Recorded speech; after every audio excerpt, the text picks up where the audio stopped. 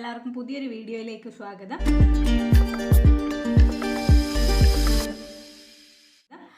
Plus വണ്ണിൻ്റെ exam എല്ലാം complete ചെയ്തു അല്ലേ. ഇനി നമ്മളടുത്തത് പ്ലസ് ടുവിൻ്റെ ചാപ്റ്റേഴ്സിലേക്ക് കിടക്കുകയാണ്.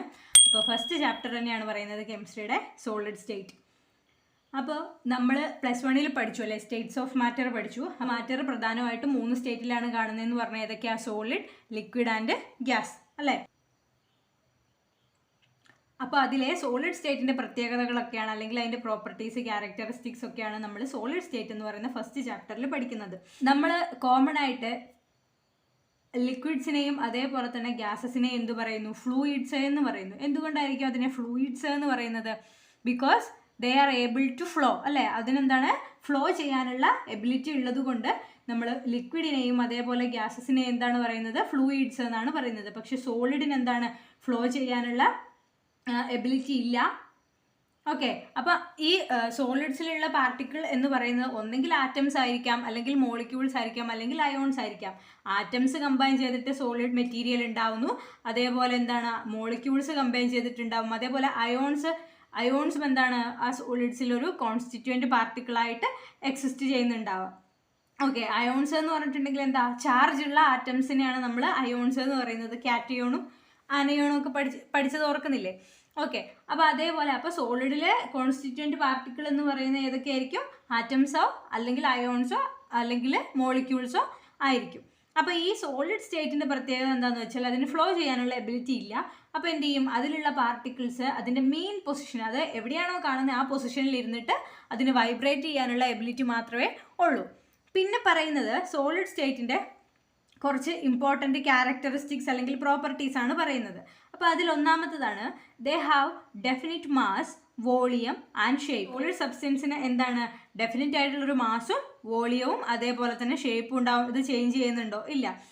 ഷേപ്പും വോളിയവും മാസും ഒന്നും സോളിഡ് സബ്സ്റ്റൻസിൻ്റെ കേസിൽ ചേഞ്ച് ചെയ്യത്തില്ല. ഇനി രണ്ടാമത്തെ ക്യാരക്ടറിസ്റ്റിക്സ് എന്ന് പറഞ്ഞാൽ എന്താ? Inter molecular distances R short. അതായത് ലിക്വിഡ്സിനെയും ഗ്യാസസിനെയും നമ്മൾ കമ്പയർ ചെയ്യുന്ന സമയത്ത്, ലിക്വിഡ്സിനെയും ഗ്യാസസിനെയും സോളിഡുമായിട്ട് നമ്മൾ കമ്പയർ ചെയ്യുന്ന സമയത്ത് സോളിഡ് സ്റ്റേറ്റിൽ കാണുന്ന സബ്സ്റ്റൻസസിന്റെ പാർട്ടിക്കിൾസ് അല്ലെങ്കിൽ കോൺസ്റ്റിറ്റ്യൂവന്റ് പാർട്ടിക്കിൾസ് എങ്ങനെയായിരിക്കും? വളരെ അടുത്തായിരിക്കും നിൽക്കുന്നത്. അതാണ് ഇന്റർ മോളിക്കുലർ ഡിസ്റ്റൻസസ് എന്ന് പറയുന്നത്, സ്മോൾ ആണെന്ന് പറയുന്നത്.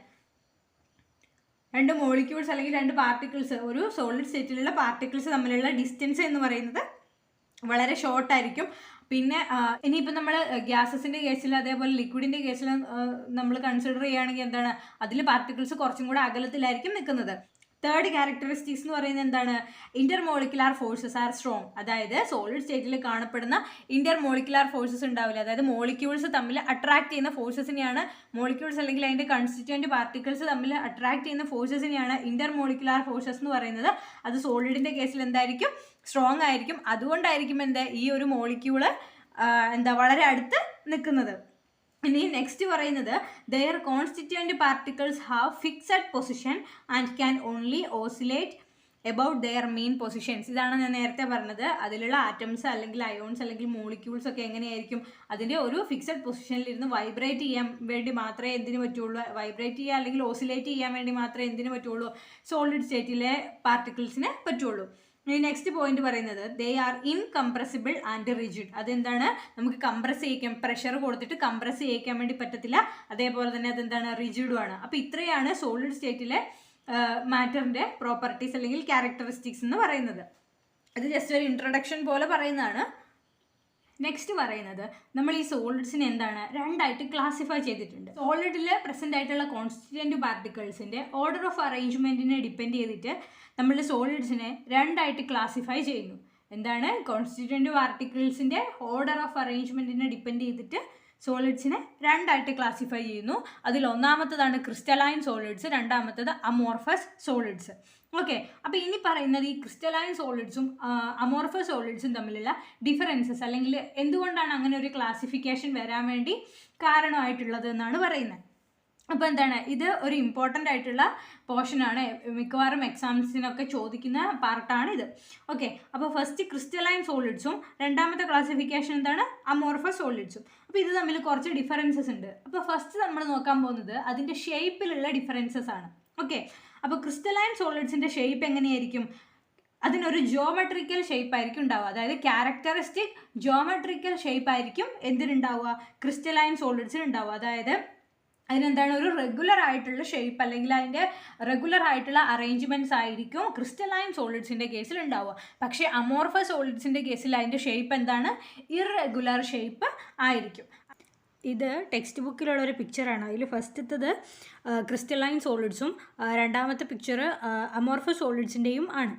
അപ്പോൾ എന്താണ്, ഫസ്റ്റ് നമ്മൾ ക്രിസ്റ്റലൈൻ സോളിഡ്സിൻ്റെ കേസ് നോക്കിയിട്ടുണ്ടെങ്കിൽ അതിലെ പാർട്ടിക്കിൾസ് എല്ലാം എന്താണ്, ഒരേ രീതിയിലാണ് എല്ലായിടത്തും അറേഞ്ച് ചെയ്തത് അല്ലേ, ഒരു റെഗുലർ അറേഞ്ച്മെൻ്റ് ആണ് അതിനുള്ളത്. ഇനിയിപ്പോൾ അമോർഫസ് സോളിഡ്സിൻ്റെ കേസ് നോക്കുകയാണെങ്കിൽ എന്താണ്, അത് ഓരോ സ്ഥലത്തും എന്താണ് ഓരോരോ അറേഞ്ച്മെൻ്റ് ആണ് കാണിക്കുന്നത്. അമോർഫസ് സോളിഡ്സിലെ പാർട്ടിക്കിൾസിന് ഒരു റെഗുലർ ആയിട്ടുള്ള അറേഞ്ച്മെൻറ്റ് ഇല്ല. ക്രിസ്റ്റലൈൻ സോളിഡ്സിൻ്റെയും അമോർഫസ് സോളിഡ്സിൻ്റെയും മെൽറ്റിംഗ് പോയിന്റ് തമ്മിലുള്ള ഡിഫറൻസസ് എന്താണ് നോക്കുന്നത്. ഓക്കെ, അപ്പോൾ ക്രിസ്റ്റലൈൻ സോളിഡ്സിൻ്റെ കേസിൽ എന്താണ്, ക്രിസ്റ്റലൈൻ സോളിഡ്സിന് ഒരു ഷാർപ്പ് മെൽറ്റിംഗ് പോയിന്റ് ആയിരിക്കും ഉണ്ടാവുക. എന്താ അതുകൊണ്ട് ഉദ്ദേശിക്കുന്നത്, ഷാർപ്പ് മെൽറ്റിംഗ് പോയിന്റ് എന്ന് പറഞ്ഞിട്ടുണ്ടെങ്കിൽ എന്താ, ഇപ്പോൾ ഒരു 100 ഡിഗ്രി സെൽഷ്യസ് ആണ് ഒരു സോളിഡിൻ്റെ മെൽറ്റിംഗ് പോയിന്റ് എന്ന് പറഞ്ഞ എക്സാമ്പിൾ പറയുന്നതാണ്. ഇപ്പോൾ 100 ഡിഗ്രി സെൽഷ്യസ് ആണ് ഒരു സോളിഡിൻ്റെ മെൽറ്റിംഗ് പോയിന്റ്. അപ്പോൾ എന്ത് ചെയ്യും, നമ്മൾ ആ ഒരു സോളിഡിനെ ചൂടാക്കുന്ന സമയത്ത് കറക്റ്റ് 100 ഡിഗ്രി സെൽഷ്യസ് ആവുന്ന സമയത്ത് അത് എന്ത് ചെയ്യും, മെൽറ്റ് ചെയ്യാൻ വേണ്ടി തുടങ്ങും. ഇനിയിപ്പോൾ 150 ഡിഗ്രി സെൽഷ്യസ് ആണ് ഒരു സോളിഡിൻ്റെ മെൽറ്റിംഗ് പോയിന്റ് എങ്കിൽ നമ്മൾ അതിനെ ഹീറ്റ് ചെയ്യുമ്പോൾ എപ്പോഴാണോ 150 ഡിഗ്രി സെൽഷ്യസ് ആവുന്നത് അന്നേരം എന്ത് ചെയ്യും, അത് മെൽറ്റ് ചെയ്യാൻ വേണ്ടി ആ ഒരു ടെമ്പറേച്ചർ എത്തുന്ന സമയത്ത് തന്നെ അത് മെൽറ്റ് ചെയ്യും. കറക്റ്റ് ആ ടെമ്പറേച്ചർ എത്തുമ്പോൾ, അതായത് ആ ടെമ്പറേച്ചർ മുമ്പോ ആ ടെമ്പറേച്ചർ കഴിഞ്ഞിട്ടല്ല, കറക്റ്റ് 150 ഡിഗ്രി സെൽഷ്യസിൽ തന്നെയാണ് അത് എന്ത് ചെയ്യുക, മെൽറ്റ് ചെയ്യാൻ വേണ്ടിയിട്ട് തുടങ്ങുന്നത്. പക്ഷേ അമോർഫസ് സോളിഡിൻ്റെ കേസിലെ മെൽറ്റിംഗ് പോയിന്റിൻ്റെ പ്രത്യേകത എന്താ, it melts over A range of temperature. Okay, അങ്ങനെ പറഞ്ഞാൽ എന്താ, അമോർഫസ് സോളിഡ്സ് എങ്ങനെയായിരിക്കും, ഓവർ എ റേഞ്ച് ഓഫ് ടെമ്പറേച്ചറിലായിരിക്കും അത് മെൽറ്റ് ചെയ്യുന്നത്. അതായത് ഒരു 90 ഡിഗ്രി സെൽഷ്യസ് 100 ഡിഗ്രി സെൽഷ്യസ് ആ ഒരു ടെമ്പറേച്ചറിന് ഇടയിലായിരിക്കും. പക്ഷേ അതിൻ്റെ മെൽറ്റിംഗ് നടക്കുന്നത് എപ്പോഴായിരിക്കും, ആ ഒരു ടെമ്പറേച്ചർ റേഞ്ചിൽ, ഇപ്പോൾ 90ക്കും 100നും ഇടയിലായിരിക്കും അത് മെൽറ്റ് ചെയ്യുന്നത്. അല്ലെങ്കിൽ എന്താ 75നും 100നും, അല്ലെങ്കിൽ എന്താ 75 ഡിഗ്രി സെൽഷ്യസിനും 80 ഡിഗ്രി സെൽഷ്യസിനും ഇടയിലായിരിക്കും അത് മെൽറ്റ് ചെയ്യുന്നത്. അങ്ങനെ പറയാൻ വേണ്ടി പറ്റും. എന്താ മെൽറ്റിംഗ് എന്ന് പറഞ്ഞാൽ എന്താ, ഉരുകുക അല്ലേ. അപ്പം അതിൻ്റെ മെൽറ്റിംഗ് പോയിന്റ് എന്ന് പറഞ്ഞിട്ടുണ്ടെങ്കിൽ എന്താ, ആ ഒരു മെൽറ്റിംഗ് നടക്കുന്ന ടെമ്പറേച്ചറിനെയാണ് നമ്മൾ മെൽറ്റിംഗ് പോയിന്റ് എന്ന് പറയുന്നത്. പക്ഷേ ക്രിസ്റ്റലൈൻ സോളിഡ്സിൻ്റെ കേസിൽ കറക്റ്റ് ഒരു ടെമ്പറേച്ചറിലാണ് അത് മെൽറ്റ് ചെയ്യുന്നത്. പക്ഷേ അമോർഫസ് സോളിഡ്സിൻ്റെ കേസിൽ എങ്ങനെയാണ്, ഇപ്പോൾ 2 ടെമ്പറേച്ചറിന് ഇടയിലുള്ള ഒരു റേഞ്ച്, അതായത് നമ്മളിപ്പോൾ 95 100 എന്ന് പറയുമ്പോൾ എന്താ, അവിടെ ഒരു ടെമ്പറേച്ചർ റേഞ്ച് ആണല്ലേ പറയുന്നത്. അപ്പോൾ അങ്ങനെ ഒരു ടെമ്പറേച്ചർ റേഞ്ചിലായിരിക്കും എന്ത്, അമോർഫസ് സോളിഡ്സ് മെൽറ്റ് ചെയ്യുന്നത്. ഓക്കെ,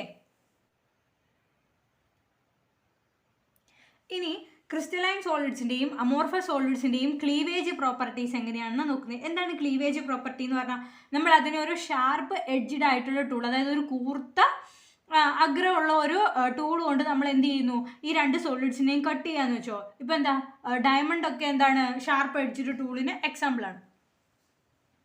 നമ്മൾ അങ്ങനെ ഒരു ടൂൾ കൊണ്ട് നമ്മൾ ഈ ഒരു ക്രിസ്റ്റലൈൻ സോളിഡ്സിനെ കട്ട് ചെയ്തിട്ടുണ്ടെങ്കിൽ അതെന്ത് ചെയ്യും, 2 പീസസ് ആയിട്ട് മാറും. അപ്പോൾ അങ്ങനെ ഫോം ചെയ്യുന്ന ന്യൂലി സർഫസസ് ഉണ്ടാവില്ല. അതായത് 2 പീസായിട്ട് മാറി. അപ്പോൾ ഇതിൻ്റെ 2 സർഫസും എന്താണ്, എയറുമായിട്ടൊന്നും കോണ്ടാക്റ്റ് വരാത്ത ന്യൂലി ഫോം ചെയ്തിട്ടുള്ള ഒരു സർഫസ് ആയിരിക്കുമല്ലോ.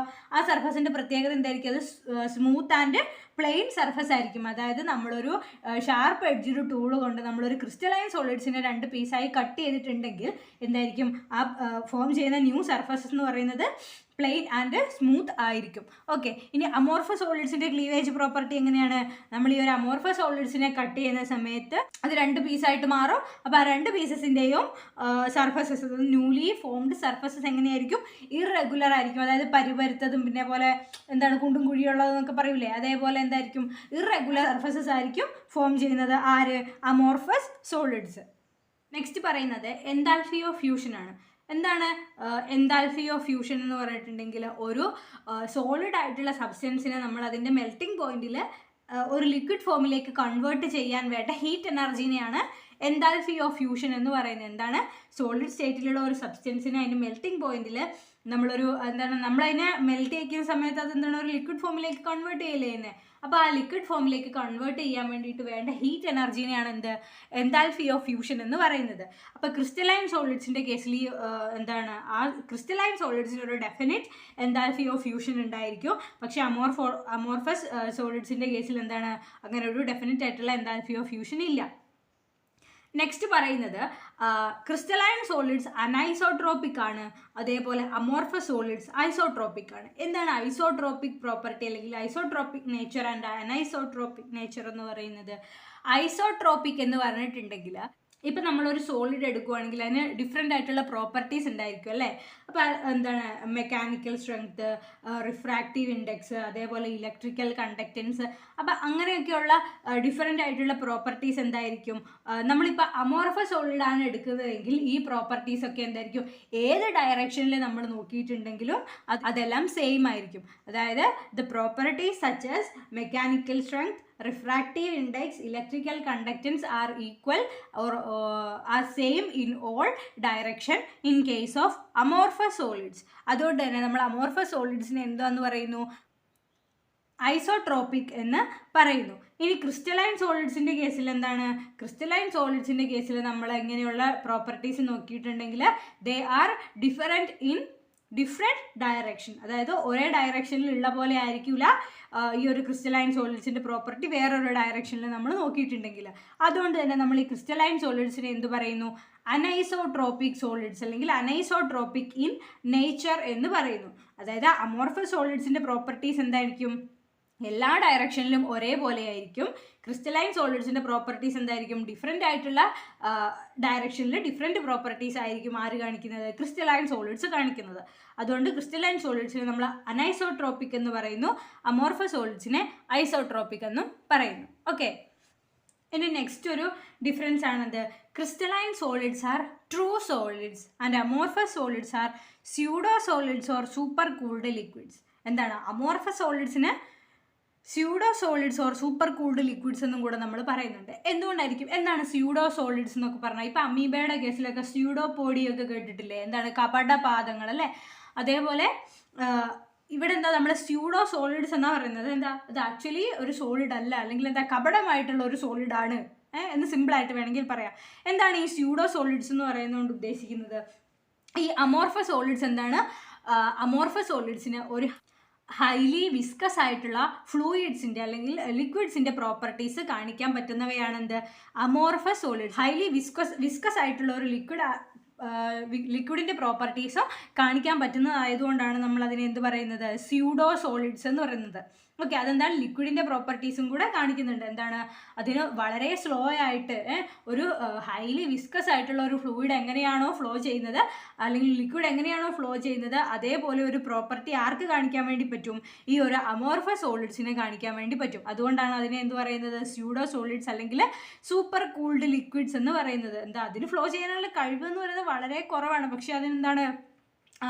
ഒരു വിസ്കസ് ആയിട്ടുള്ള ഫ്ലൂയിഡ് പോലെ ചെറുതായിട്ടൊരു ലിക്വിഡിൻ്റെ പ്രോപ്പർട്ടിയും ആര് കാണിക്കുന്നുണ്ട്? അമോർഫസ് സോളിഡ്സ് കാണിക്കുന്നുണ്ട്. പക്ഷേ ക്രിസ്റ്റലൈൻ സോളിഡ്സ് എന്താണ്? ട്രൂ സോളിഡ്സ് തന്നെ ആണ്. ഇനി ലാസ്റ്റ് പ്രോപ്പർട്ടി എന്ന് പറഞ്ഞിട്ടുണ്ടെങ്കിൽ എന്താണ്? Crystalline solids have long range order and amorphous solids R short range order. അതായത് നമ്മൾ നേരത്തെ പറഞ്ഞില്ലേ, നമ്മൾ ആ പിക്ചർ വെച്ചിട്ട് പറഞ്ഞില്ലേ, ക്രിസ്റ്റലൈൻ സോളിഡ്സിൻ്റെ കേസിൽ ഒരു റെഗുലർ ആയിട്ടുള്ള അറേഞ്ച്മെൻ്റ് ആയിരിക്കും പാർട്ടിക്കിൾസിൻ്റെ ഉണ്ടാവുക എന്ന് പറഞ്ഞു. അതേപോലെ അമോർഫസ് സോളിഡ്സിൻ്റെ കേസിൽ എന്താണ്? ഇറഗുലർ അറേഞ്ച്മെൻറ്റ് ഓഫ് പാർട്ടിക്കിൾസ് ആണ് എന്ന് പറഞ്ഞില്ലേ. അപ്പോൾ എന്താണ്? ആ ഒരു റെഗുലർ അറേഞ്ച്മെൻറ്റ് എന്ന് പറയുന്നത് ക്രിസ്റ്റലൈൻ സോളിഡ്സിൻ്റെ എന്താണ്? ലോങ് റേഞ്ച് ആയിരിക്കും. അതായത് ഒരു ലോങ് റേഞ്ചിൽ നോക്കിയിട്ടുണ്ടെങ്കിൽ അതിൻ്റെ അറേഞ്ച്മെൻറ്റ് സെയിം ആയിട്ട് ഉണ്ടാവും അല്ലേ. അതിൻ്റെ അറേഞ്ച്മെൻറ്റ് എന്ന് പറയുന്നത് മിക്കവാറും എല്ലാ സ്ഥലത്തും എന്തായിരിക്കും? ക്രിസ്റ്റലൈൻ സോളിഡ്സിൻ്റെ കേസിൽ ഒരേപോലെ ആയിരിക്കും. അതുകൊണ്ടാണ് അതിനെ ലോങ് റേഞ്ച് ഓർഡർ എന്ന് പറയുന്നത്. പക്ഷേ അമോർഫസ് സോളിഡ്സിൻ്റെ കേസിൽ എന്താണ്?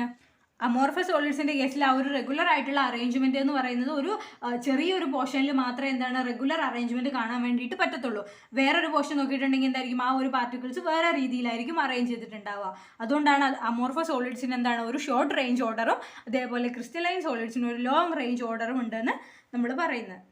അപ്പോൾ അതാണ് ഈ ക്രിസ്റ്റലൈൻ സോളിഡ്സും അമോർഫസ് സോളിഡ്സും തമ്മിലുള്ള ഡിഫറൻസ്. ഇനി നമുക്ക് ഇതിന് കുറച്ച് എക്സാമ്പിൾസും കൂടെ നോക്കാം. ഏതൊക്കെയാണ് ക്രിസ്റ്റലൈൻ സോളിഡ്സ്, ഏതൊക്കെയാണ് അമോർഫസ് സോളിഡ്സ് എന്ന് എക്സാമ്പിൾ നോക്കാം. ഇപ്പോൾ ക്രിസ്റ്റലൈൻ സോളിഡ്സിൻ്റെ കുറച്ച് എക്സാമ്പിൾസ് ആണ് എന്ത്? NaCl-ഉം ക്വാർട്സും. NaCl എന്ന് പറഞ്ഞാൽ എന്താ? സോഡിയം ക്ലോറൈഡ്, ഉപ്പല്ലേ. അപ്പോൾ ഈ ഉപ്പ് അല്ലെങ്കിൽ സോഡിയം ക്ലോറൈഡ് എന്ന് പറയുന്ന ഒരു ക്രിസ്റ്റലൈൻ സോളിഡ്സ് ആണ്. അതേപോലെ ക്വാർട്സ് എന്ന് പറഞ്ഞിട്ടുണ്ടെങ്കിൽ